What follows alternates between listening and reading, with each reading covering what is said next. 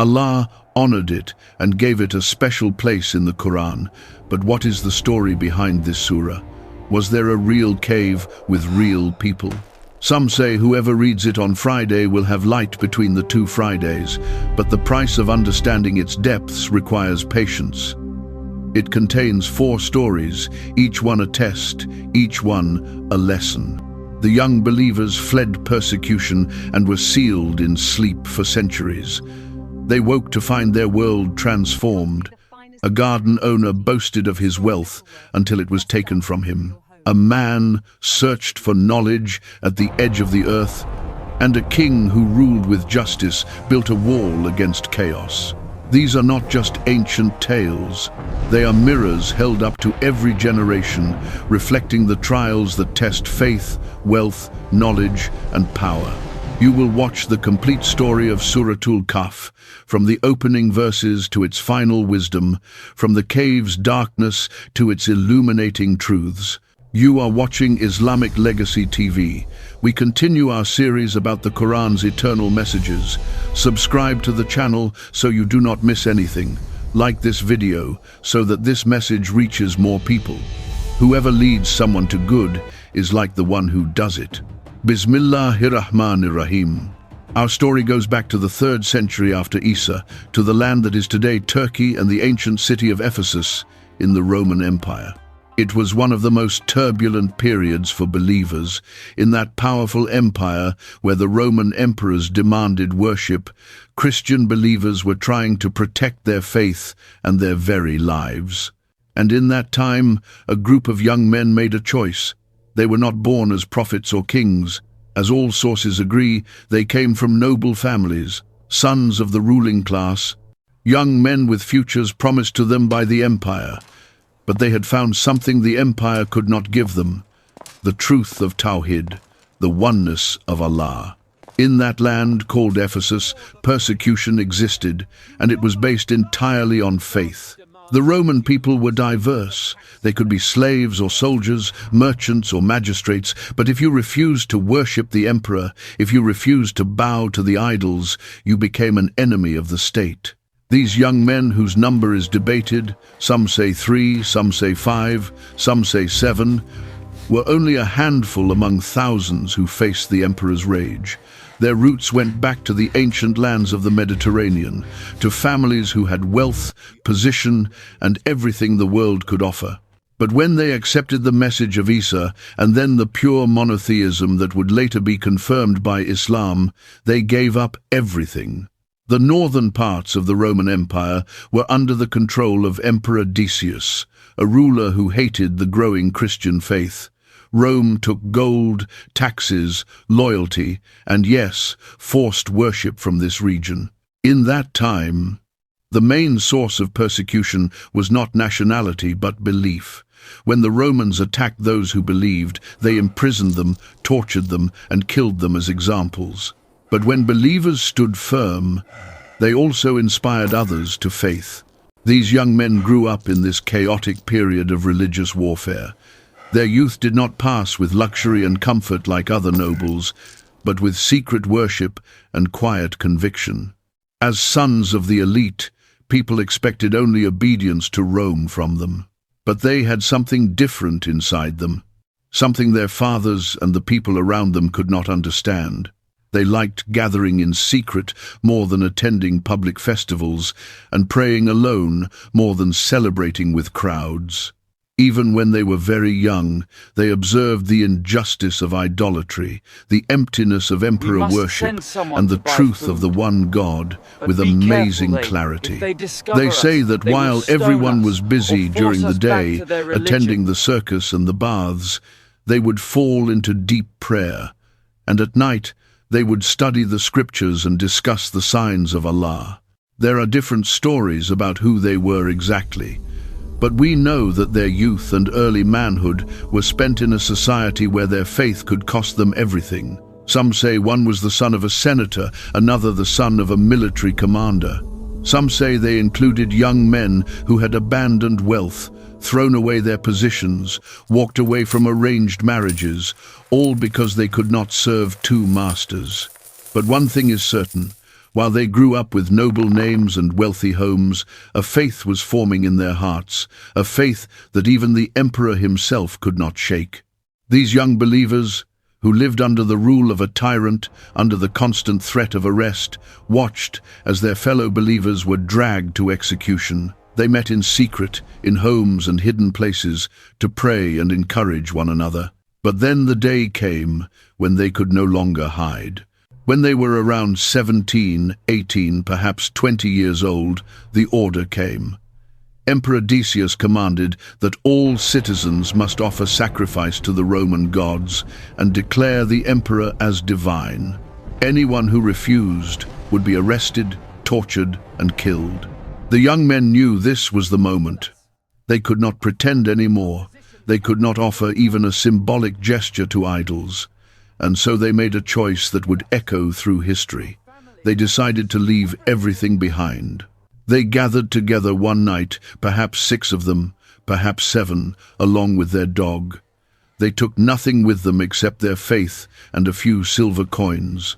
They walked out of the city under cover of darkness, heading toward the mountains. Some sources say they were fleeing from certain death. Others say they left because they wanted to preserve their faith in a pure place, away from the corruption of the city.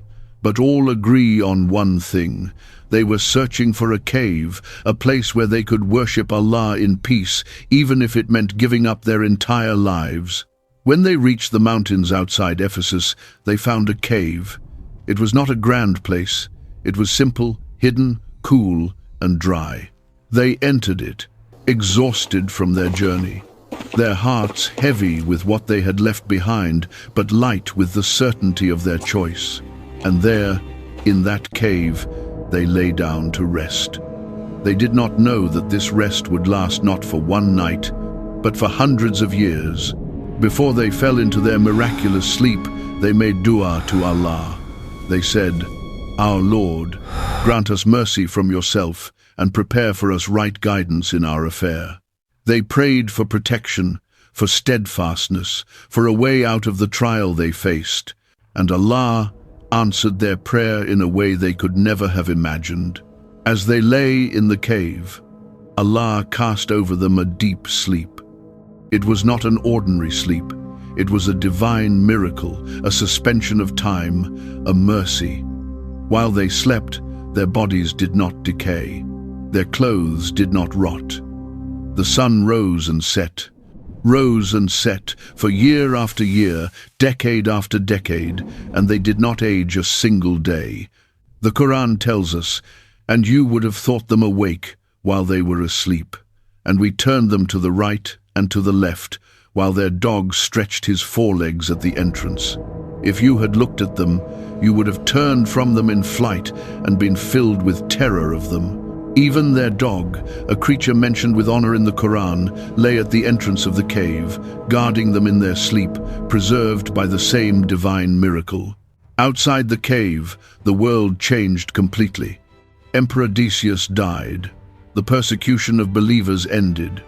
Christianity eventually became accepted, then dominant in the Roman Empire. Ephesus changed. Buildings rose and fell. Generations were born and died. The story of the young men who disappeared was slowly forgotten. Some said they had been arrested and killed. Others said they had fled to another land. A few remembered that they had gone toward the mountains, but no one knew what had happened to them. And all this time, they slept. 309 years passed, according to the most accepted opinion. The calendar turned from the 3rd century to the 4th, to the 5th, to the 6th. Entire lifetimes came and went, while inside the cave, the young men remained exactly as they were on the night they fell asleep. Then, on a day appointed by Allah, they woke up. Imagine their confusion. They opened their eyes, expecting perhaps that a single night had passed. They looked at one another. They felt hungry. One of them said, "How long have we stayed here?" Some said, "A day or part of a day." They had no idea.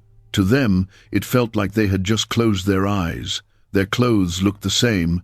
Their bodies felt the same. Even their dog was still lying at the entrance, as if no time had passed at all. But they were hungry, terribly hungry, the kind of hunger that comes after a long, hard journey. So they decided to send one of them back to the city to buy food. They gave him one of their silver coins and told him, "Be careful, do not let anyone recognize you. If they discover us, they will stone us or force us back into their religion, and then we will never succeed." The young man took the coin, wrapped his cloak around himself, and walked down the mountain toward Ephesus. But the moment he reached the outskirts of the city, he froze. Everything was different. The buildings were not the same. The streets had changed. The people's clothing was strange to him. Even the language sounded slightly different, evolved over centuries. He felt like he had stepped into another world. Confused, he made his way to a marketplace and tried to buy bread. He handed the shopkeeper his silver coin. The shopkeeper stared at it. It was an ancient coin from the time of Decius, a coin that had not been used for hundreds of years. The shopkeeper called others. A crowd formed. People began to whisper and point. Some thought he had found hidden treasure. Others thought he was trying to use fake money.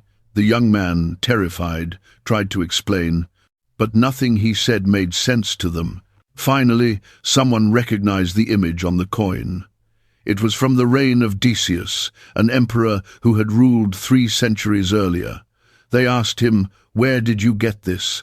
The young man, realizing something impossible had happened, told them the truth. "I am from this city. I left yesterday with my companions to hide in a cave because the emperor wants to kill us for our faith." The people were stunned. Some believed him. Some thought he was mad. But word spread quickly, and soon the story reached the ruler of the city. By this time, the Roman Empire had changed. Christianity was now the dominant religion, and there was a debate among the people about resurrection. Some believed in it, some doubted it, and some denied it altogether. The righteous ruler of the city, a believer himself, heard the story and realized this was a sign from Allah. He went with a group of people to the cave. The young men came out, blinking in the sunlight, still confused, still thinking perhaps only a day or 2 had passed. But when they saw the crowd, when they heard the date, when they understood that everyone they had known, their parents, their friends, even the emperor who had persecuted them, had been dead for centuries, they finally understood. Allah had made them sleep through time itself.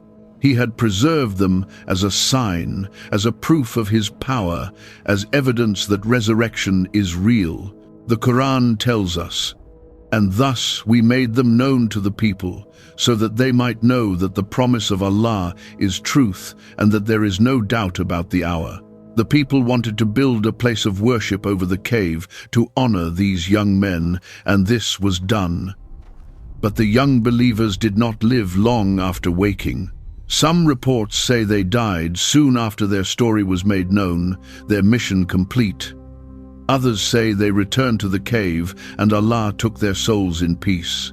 But their story, their faith, their sacrifice, and the miracle Allah showed through them would never be forgotten. It was preserved in history, and then centuries later it was preserved in the Qur'an itself, in Surah Al-Kahf, so that every Muslim until the Day of Judgment would know their story and take lessons from it. This was the story of the people of the cave, Ashab al-Kahf, the first of the 4 great stories in Surah Al-Kahf. But the surah does not end here.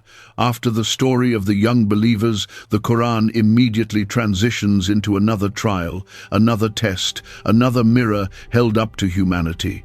This time, it is not the trial of faith, it is the trial of wealth.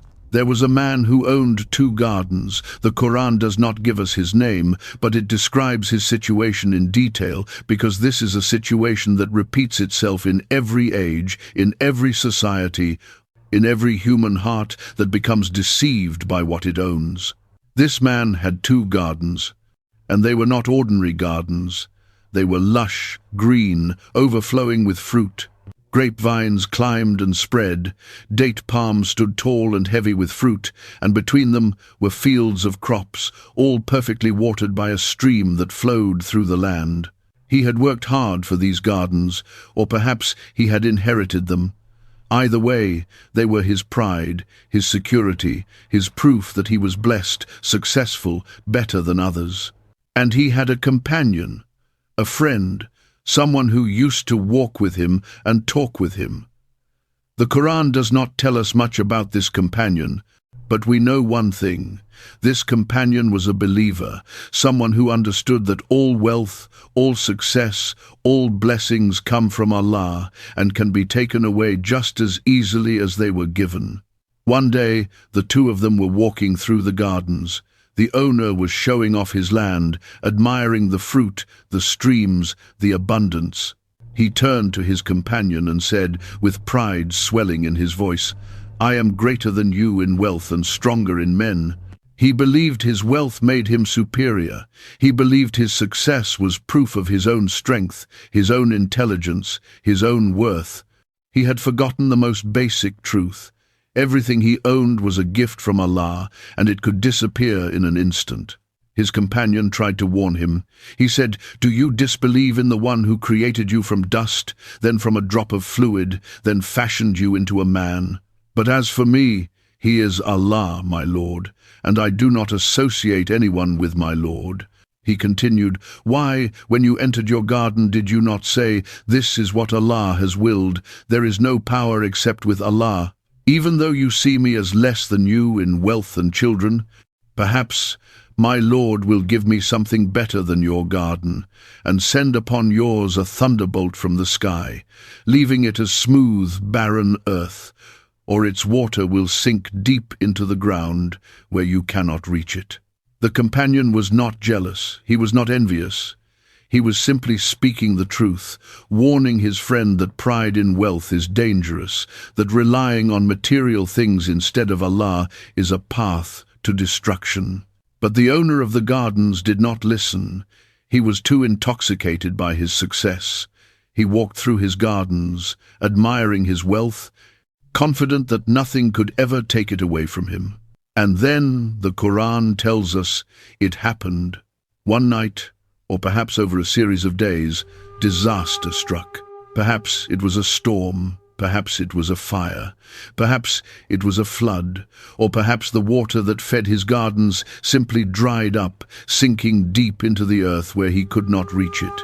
Whatever the cause, the result was the same. His gardens, his pride, his security, everything he had boasted about was destroyed. The grapevines withered, the date palms fell, the crops died, the streams vanished. The Qur'an paints the picture vividly, and his fruit was encompassed by ruin, so he began to turn his hands in regret over what he had spent on it, while it had collapsed upon its trellises, and he said, "Oh, I wish I had not associated anyone with my Lord." Now, standing in the ruins of his wealth, he finally understood. He finally saw the truth. But it was too late. His wealth was gone, his pride was shattered, and all he could do was regret, wishing he had listened to his companion, wishing he had remembered Allah, wishing he had said, "This is what Allah has willed. There is no power except with Allah." This is the second story in Surah Al-Kahf, the trial of wealth. It is a warning to every person who becomes arrogant because of money, who forgets Allah because of success, who believes that material things can give them security. The story of the two gardens reminds us that wealth is a test, not a proof of superiority. It reminds us that everything we own is temporary, a gift from Allah that can be taken back at any moment. And it reminds us that true success is not measured by how much we have, but by how much we remember Allah. After the trial of faith and the trial of wealth, the Qur'an presents the third story in Surah Al-Kahf. And this one is perhaps the most mysterious, the most profound, the most discussed story in the entire surah. It is the story of Musa and Al-Khidr, the trial of knowledge. Musa, peace be upon him, was a prophet. a man to whom Allah had spoken directly, a man who had led his people out of slavery, a man who had been given the Torah. He was one of the greatest prophets, one of the most knowledgeable people on earth.